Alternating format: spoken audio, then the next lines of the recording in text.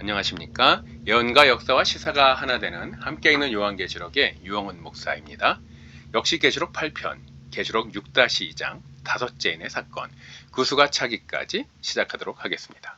계시록 6장 9절, 다섯째인을 떼실 때 내가 보니 하나님의 말씀과 그들이 가진 증거로 말미암아 죽임을 당한 영혼들이 제단 아래에 있어.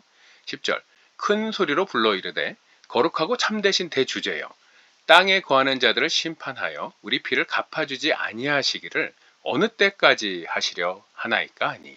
11절, 각각 그들에게 흰 두루마기를 주시며 이르시되 아직 잠시 동안 쉬되 그들의 동무종들과 형제들도 자기처럼 죽임을 당하여 그 수가 차기까지 하라 하시더라. 이제 어린 양이신 그리스도께서 계시록의 다섯째인을 떼셨습니다. 다섯째인의 사건은 하나님의 말씀과 예수를 증언함으로 인해 순교한 영혼들이 땅에 거하는 자들을 심판해 주시길 하나님께 촉구하는 일로 이어집니다. 그런데 다섯째인의 경우는 앞서 살펴본 넷째인까지의 사건과는 달리 이 땅에서 어떤 일이 일어나는지에 대해 아무런 언급이 없습니다. 다섯째인의 시기에 하나님의 심판을 자초할 만한 가증한 일이 이 땅에 일어나는 듯한데 그 일이 무엇일지 구체적인 키워드가 주어지지 않은 것입니다. 더구나 하나님께서 순교자들에게 훗날 주님을 영접할 신부의 예복이 될 흰 두루마기를 주시며 죽임을 당하는 자의 수가 차기까지 잠시 쉬라고 하실 뿐 아무런 조치도 취하지 않으시기 때문에 이 땅에서 일어날 역사에 대해선 도무지 오리무중일 뿐인 것입니다. 다만 계시록 20장 4절과 5절 말씀을 통해 하나님께서 말씀하신 동무종들과 형제들이 짐승의 우상을 거부하고 짐승의 표를 받지 않기 위해 순교할 자들임을 알 수 있고, 따라서 6장 다섯째인 이후부터 13장 표를 받게 하는 짐승의 통치 기간까지는 순교자의 수가 차는 기간이요, 잠시 후면 다시 오실 그리스도와 더불어 1000년 동안 왕노릇 할 자들을 세우시는 구간이 되겠구나 짐작할 수 있을 뿐입니다. 그런데 스가랴서 1장을 살펴보니 계시록 6장 다섯째인의 해석에 도움이 될 만한 어떤 단서가 들어있는 듯합니다. 스가랴 1장 8절, 내가 밤에 보니 사람들이 붉은 말을 타고 골짜기 속 화석류 사이에 섰고 그 뒤에는 붉은 말과 자줏빛 말과 백마가 있기로. 12절, 여호와의 천사가 대답하여 이르되 만군의 여호와여, 여호와께서 언제까지 예루살렘과 유다 성읍들을 불쌍히 여기지 아니하시려 하나이까. 이를 노하신 지 70년이 되었나이다 하매. 13절, 여호와께서 내게 말하는 천사에게 선한 말씀, 위로하는 말씀으로 대답하시더라. 성경에서 흰말, 붉은 말 등 4마리 말과 관련된 기록이 있는 곳은 스가랴서와 계시록 2곳뿐인데요. 스가랴서 1장과 계시록 6장 모두 4마리 말의 등장에 이은 하나님과의 대화라는 구조를 가지고 있어 흥미롭습니다. 스가랴서 1장 8절에 4마리 말이 등장하고 12절과 13절에 천사와 하나님의 대화가 기록되어 있는 부분을 계시록 6장 4마리 말의 사건에 이은 다섯째인의 사건과 연결해 보겠습니다. 아무런 역사적 키워드를 찾을 수 없었던 계시록 다섯째인의 사건과는 달리 스가랴서 1장 12절에선 예루살렘과 70년이라는 키워드가 도출될 수 있어 보입니다. 그리고 이어지는 스가랴서 1장 16절 말씀을 통해 예루살렘과 70년의 사건이 결국 성전 재건으로 이어지는 사건이 될 것임을 예상할 수 있습니다. 그렇다면 이제 예루살렘과 70년에 관련된 세계사적 사건이 있었는지 확인해 보면 계시록 다섯째인의 사건이 무엇이었는지 윤곽이 잡히겠군요. 지난 2017년 말 트럼프 대통령이 예루살렘을 이스라엘의 수도라고 선언한 후 2018년 5월 이스라엘 독립 70주년 기념일에 맞춰 텔아비브에 있는 미국 대사관을 예루살렘으로 이전하는 일이 있었죠. 이 사건은 당시 이스라엘과 팔레스타인 사이의 긴장을 고조시키며 수십 명의 사망자가 발생했지만 더 이상 큰 문제로 이어지진 않았습니다. 그러나 강한 미국을 주장하는 트럼프가 대통령으로 복귀할 것으로 예상되는 2025년쯤 예루살렘 성전 건축을 열망하는 이스라엘이 미국의 지원하에 서안지구 동예루살렘 성전산에 대한 지배력을 강화해 나가게 된다면 이슬람 국가들과의 갈등이 고조되며 우크라이나에 이어 중동 지역에도 3차 세계대전을 방불케 하는 분쟁의 불씨가 당겨질 수도 있어 보이는데요. 그래서인지 트럼프는 자신이 3차 세계대전을 막을 수 있는 유일한 대통령 후보임을 공공연히 주장하고 있습니다. 예루살렘 선언의 당사자인 트럼프가 다시 대통령이 된다면 예루살렘에서 발생할 문제를 해결하기 위해 향후 어떤 대책을 내놓게 될지 매우 궁금한데요. 이와 같이 트럼프의 예루살렘 선언은 성전산의 제3성전을 건축하는 일의 시작이 되고 다니엘서 12장의 멸망에 가증한 것을 거룩한 곳인 성전에 서게 하는 일의 시작이 될 수 있다는 점에서 또한 예루살렘과 70년이라는 스가랴서의 키워드를 충족시킨 세계사적 사건이었다는 점에서 계시록 5제인에 합당한 사건이라 생각되는데요. 놀랍게도 5제인의 사건과 그 사건이 장차 어떤 결과를 가져오게 될지 예견한 책이 있어 소개하고자 합니다. 나 가진 재물 없으나로 유명한 송명희 시인이 마지막 때에 대한 주님의 음성을 듣고 이를 전하기 위해 소설 형식으로 2004년 출간했다는 표라는 책에는 미국이 예루살렘 성전토를 유대인에게 돌아가도록 돕고 이로 인해 제3성전이 지어지고 지어진 성전에는 짐승의 우상인 모자 신상이 세워진다는 내용과 함께 우상에 반대하는 유대인과 교회를 적그리스도가 핍박할 때 표받은 사람들을 조종하게 된다는 놀라운 예측이 소개되고 있는데요. 송명희 시인은 예루살렘을 회복하며 평화와 협상을 가장하는 절대 권력의 그가 적그리스도인 사실을 알리고 싶다고 밝히고 있어서 향후 예루살렘 선언의 향방과 함께 트럼프의 행보 역시 주목해보지 않을 수 없게 됩니다. 또한 남북 통일을 위해 뜨겁게 기도해오고 있는 한국 교회의 염원과는 달리 북한이 여의도에 미사일 테러를 감행하게 된다는 내용도 있어서 갈수록 고조되어가는 북한의 핵미사일 위협에 대해서도 더욱 철저히 대비해야 함을 알게 됩니다. 계시록 5제인까지의 사건을 확인해 봤으니 이쯤에서 계시록 6장의 사건들을 한번 종합하고 넘어가는 것이 좋을 듯합니다. 우리가 이해한 첫째인 흰말의 사건은 탄자가 활을 가졌고 면류관을 받고 나가서 이기고 또 이기려고 하더라라는 역사적 키워드를 모두 충족시킨 프랑스 혁명과 나폴레옹의 등장이었죠.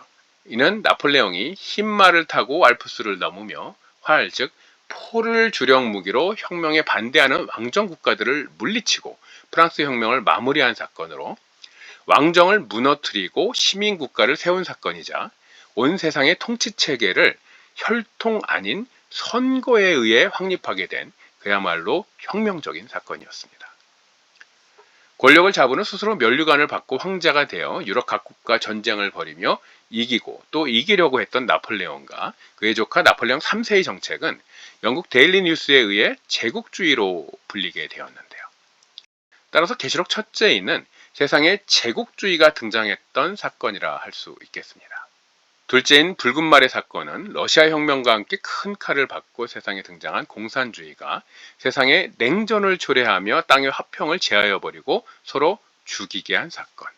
셋째인 검은 말의 사건은 뉴욕 증시가 폭락했던 블랙설스데이를 시작으로 세계 대공황이 일어나 산업의 주역인 노동자들이 하루 일당인 한 데나리온으론 생계를 유지하기 힘들어졌던 사건으로 자본주의의 중심이 산업계에서 금융계로 넘어가며 금융자본주의가 등장한 사건. 넷째인 창백한 녹색말의 사건은 1935년 뒷면이 녹색으로 인쇄되어 그린백이라고도 불리는 달러 지폐 중 1달러의 뒷면에 거짓 하나님의 상징인 전시안이 등장하고 세계 기축통화, 즉 세계적인 매매의 표에 사망의 상징 전시안이 등장하자 검과 흉년과 사망과 땅의 짐승들, 즉 2차 대전과 아프리카 기아 문제, 그리고 인수공통 감염병이 나타난 사건. 다섯째에는 트럼프의 예루살렘 선언을 통해 이스라엘이 예루살렘에 제3성전을 짓는 토대가 마련되고 훗날 제3성전에 짐승의 우상이 세워지게 될 때 이를 반대하는 유대인과 기독교인들을 핍박하여 죽임을 당하는 동무종들과 형제들의 수가 차게 될 사건. 그렇기 때문에 과거에 죽임을 당했던 순교자의 영들이 하나님께 땅에 거하는 자들을 심판하여 그러한 일들을 막아주시길 촉구하는 사건으로 이해해 보았습니다. 종합해보면 첫째인의 사건으로 왕권을 무너뜨리고 둘째인의 사건으로 정권을 무너뜨리고 셋째인의 사건으로 경제를 무너뜨리며 넷째인의 사건으로 미국의 화폐 발행권을 장악한 무리들이 세계적인 매매의 표에 우상을 새겨 발행하기 시작하고 다섯째인의 사건으로 우상을 세울 제3성전의 기반을 마련한 것임을 알 수 있습니다. 제3성전은 또한 짐승을 하나님으로 섬기며 세상의 모든 종교가 하나 되게 하는 종교 통합의 장이 되어갈 텐데요. 이처럼 계시록 6장의 사건들은 계시록 13장에 등장할 짐승의 나라 666 표를 통해 전 세계를 우상에게 경배하게 하며 42개월간 세상을 다스릴 붉은 용의 나라가 세워지는 토대가 마련된 사건. 짐승이 세상을 통치할 힘을 얻어가고 짐승의 표가 세계 단일 통화가 되고 짐승의 우상이 세계 통합 종교의 중심에 세워져가는 사건들이었던 것입니다. 이스라엘 독립 70주년이었던 2018년 5월 예루살렘에선 미국 대사관 이전 말고도 열방의 행진 컨퍼런스라는 행사가 열렸었는데요. 이때 연사로 나선 척 피어스는 세계적 예언 사역자로 알려져 있기도 하죠. 그의 발언을 잠깐 살펴볼까 합니다. 척 피어스가 아인의 시즌에 대해 언급하는데요. 히브리어 알파벳 아인은 눈이라는 뜻과 숫자값 70을 가지고 있으며 헬라어 오미크론과 오메가로 발전한 단어라고 하죠. 이스라엘 독립 70주년에 열린 행사였으니 70이라는 숫자 값을 가진 아인에 대해 설명하는 것까지는 이해가 되었는데 눈이라는 뜻을 가진 아인에 대해 설명하면서 하나님이 지켜보신다는 뜻으로 설명을 합니다. 이상하다 싶어 그의 발언을 주의 깊게 들어보는데 다음 3년간 큰 분쟁에 휩싸일 것인데 이는 열방을 추수하는 것을 방해하는 세력과의 분쟁이며 이 분쟁에서 승리할 것이라고 선언하고 있습니다. 그런데 여러분, 이스라엘 독립 70주년이었던 2018년 이후 3년간 큰 분쟁에 휩싸였던 사건은 무엇이었습니까?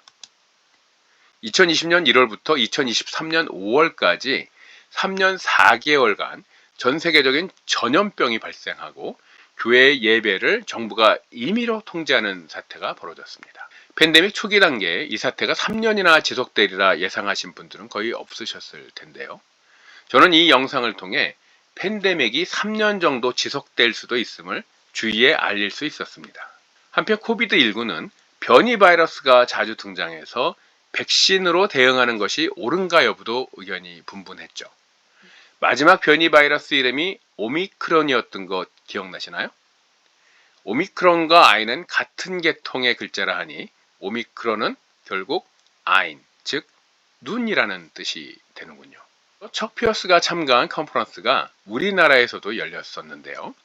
이들은 강연자들을 사도와 선지자라고 부르더군요. 저는 지난 영상들에서 자칭 사도, 자칭 선지자, 자칭 유대인들을 경계해야 함을 누차 말씀드린 바 있었는데요. 마지막 때의 사도로, 선지자로 또는 유대인으로 불리는 자들이 교회를 크게 어지럽히게 될 것이기 때문이었죠. 최근 몇 년간 광화문 집회와 관련된 한 선지자가 여러 가지 이유로 주목을 받고 있는데요. 저는 광화문의 선지자가 자유평등 박애의 구호를 기독교가 만들었다고 주장하는 대목에 주목해 봤습니다. 자유평등 박애의 구호가 프랑스 혁명이라는 계시록 첫째인의 사건과 함께 역사의 전면에 등장한 시점에 자신을 하나님이라 주장하는 전시안 역시 세상에 본격적으로 모습을 드러냈기 때문이죠. 또한 그 선지자가 세계 기독청을 건립하겠다고 선포한 부분도 매우 신경이 쓰이는 부분입니다.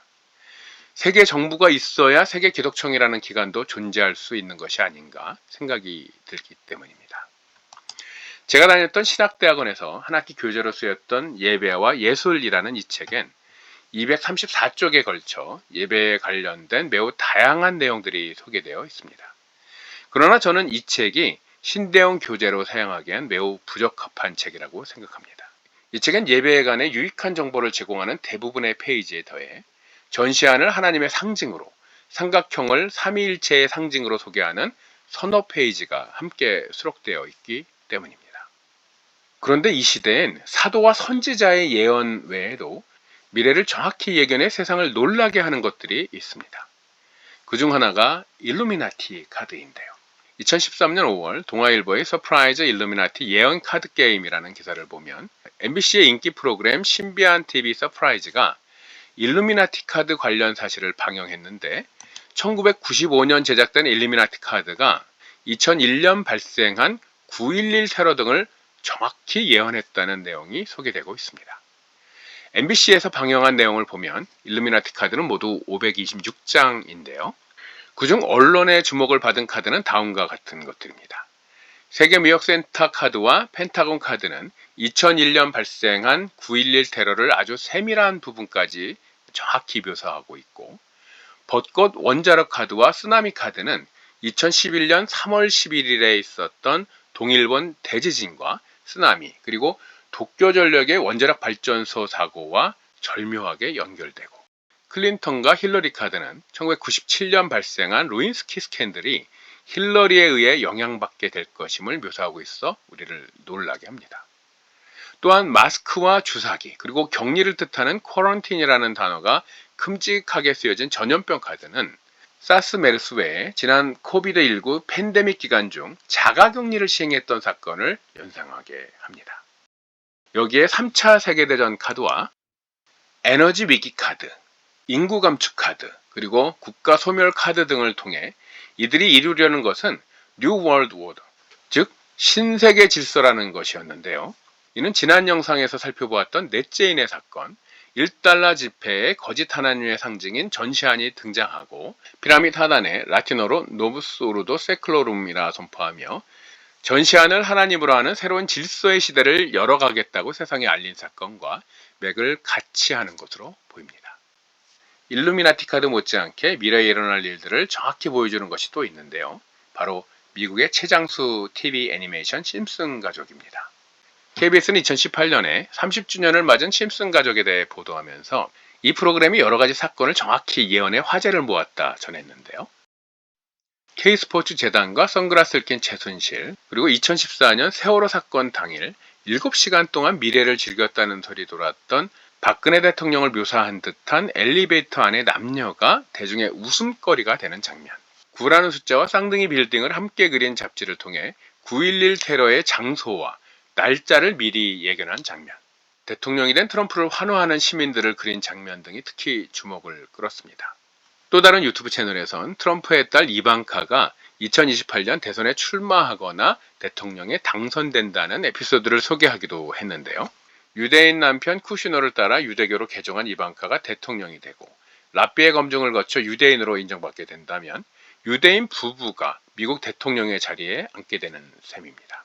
이는 유대인 젤런스키 대통령이 우크라이나에서 전장을 이끌고 있는 일이나 유대계 로스차일드 은행 출신 마크롱이 프랑스 대통령이 되어 아펙 정상회의에서 세계에는 단일한 질서가 필요하다고 연설하는 것보다 훨씬 파급력이 큰 국제적 사건들의 서막이 되겠죠. 그런가 하면 한국판 일루미나티 카드라고 할 만한 그림도 있습니다.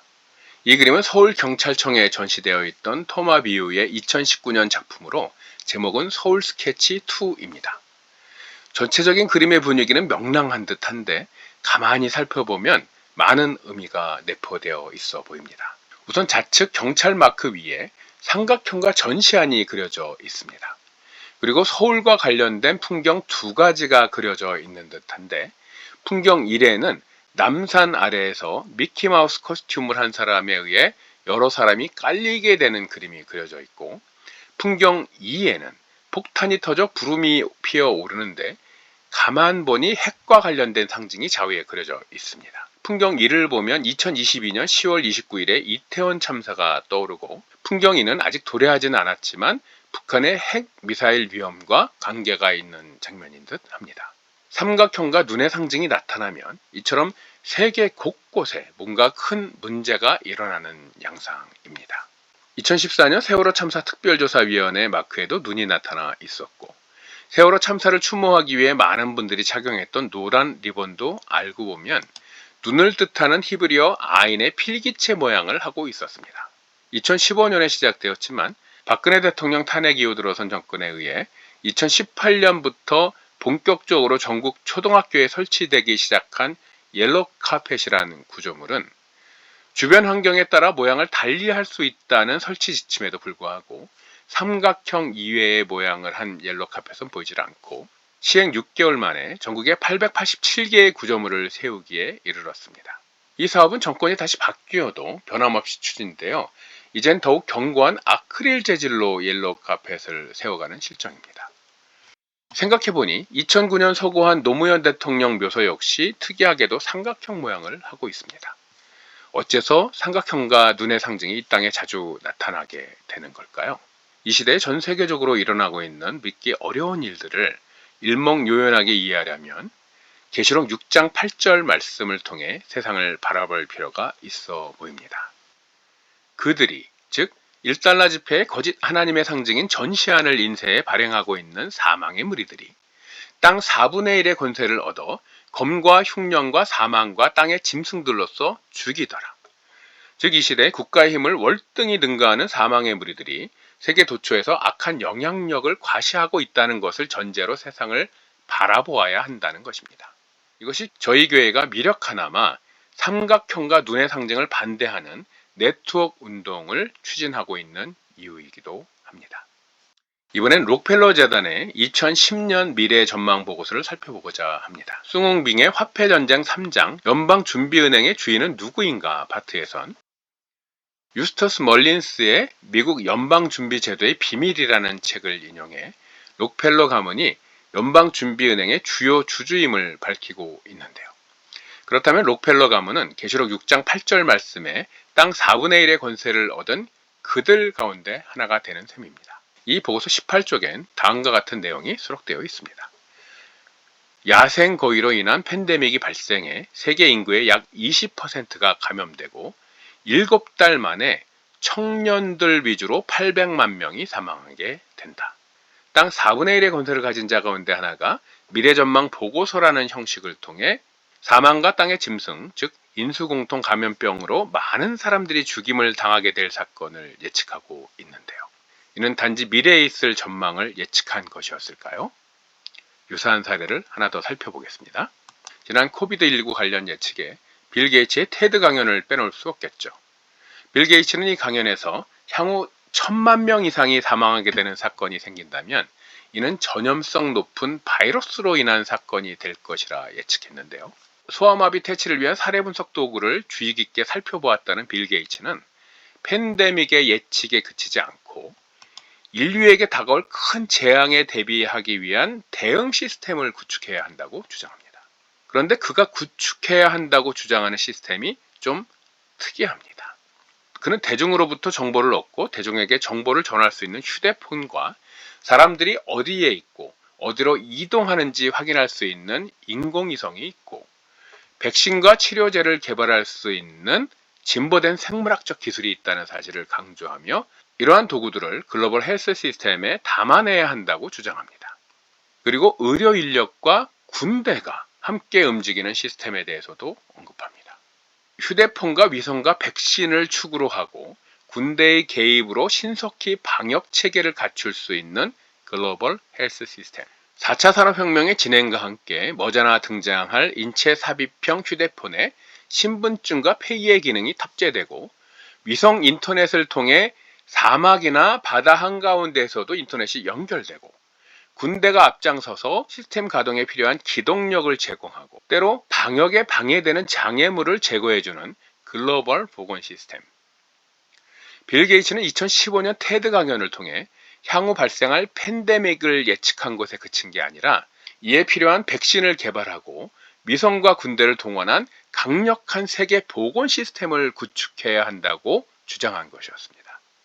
그리고 그의 주장대로 세계는 지금 WHO를 중심으로 이러한 시스템을 구축하려는 준비를 착실히 진행해 나가고 있는데요.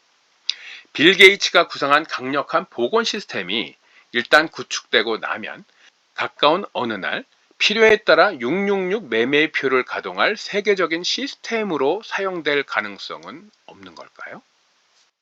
여기 빌 게이츠가 주장한 백신과 통신을 중심으로 하는 글로벌 시스템을 미리 예측한 사람이 있습니다. 유튜브에 피에르 길버트 박사로 알려진 분의 영상이 존재하는데요.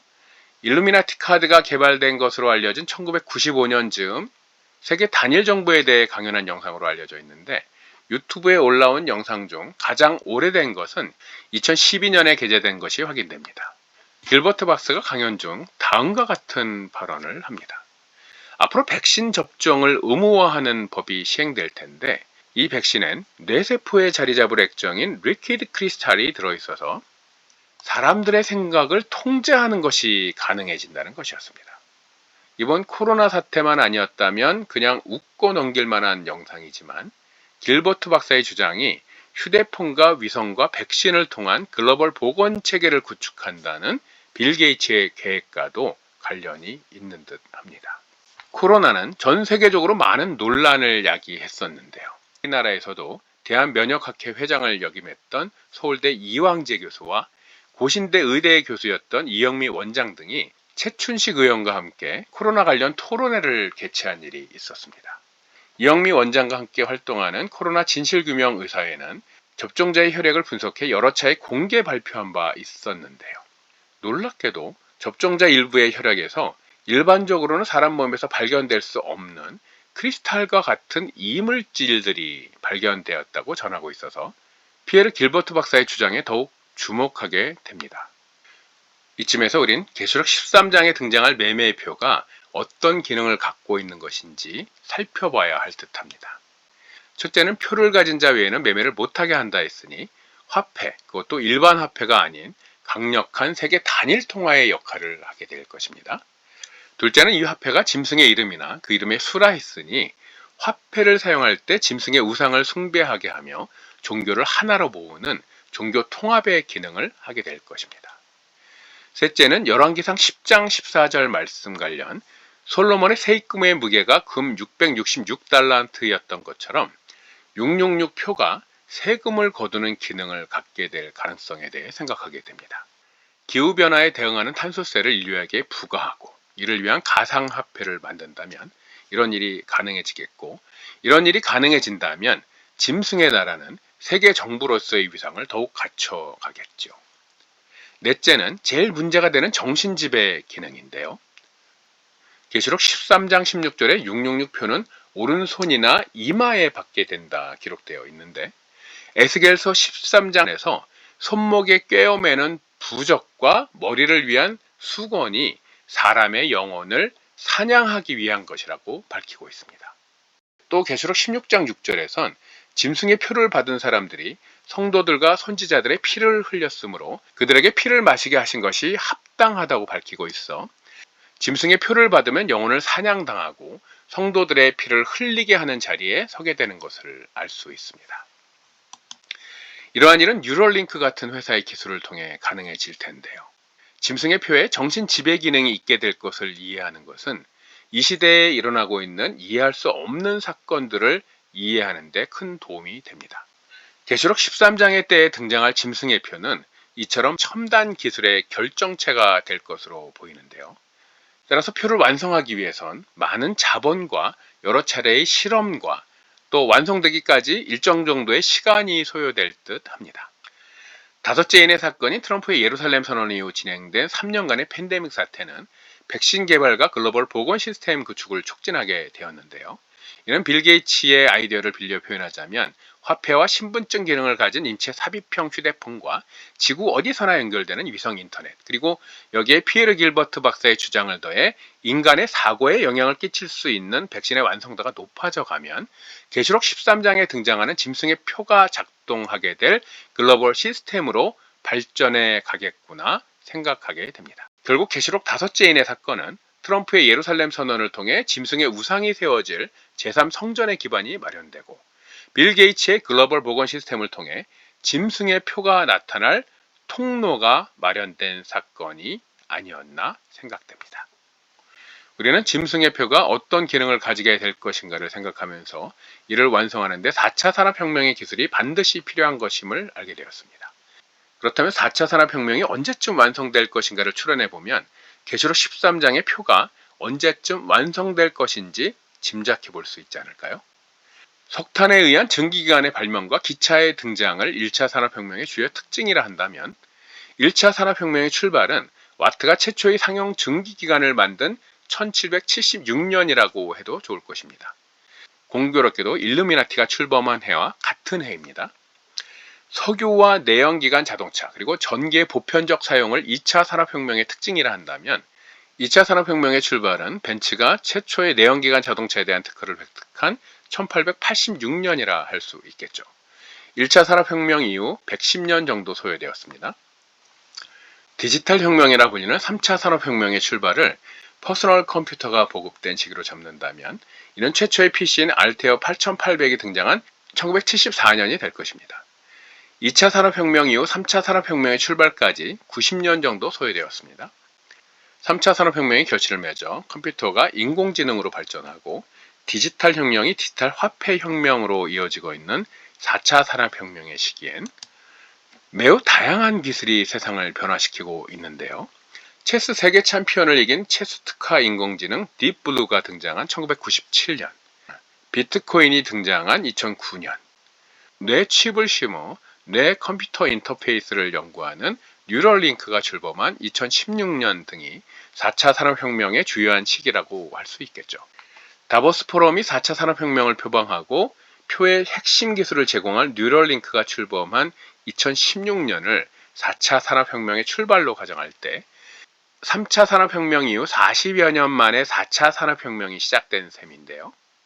이 추세를 그대로 4차 산업혁명의 완성에 적용하면 위성 인터넷이 완성되어 지구 전체가 연결되고 체내 삽입형 휴대폰이 상용화되고 세계적으로 통용되는 디지털 화폐가 출현하여 체내 삽입 기기와 하나 되고 칩을 통해 인간의 뇌가 인공지능과 연결되게 되는 시기는 2060년 정도가 될 듯합니다.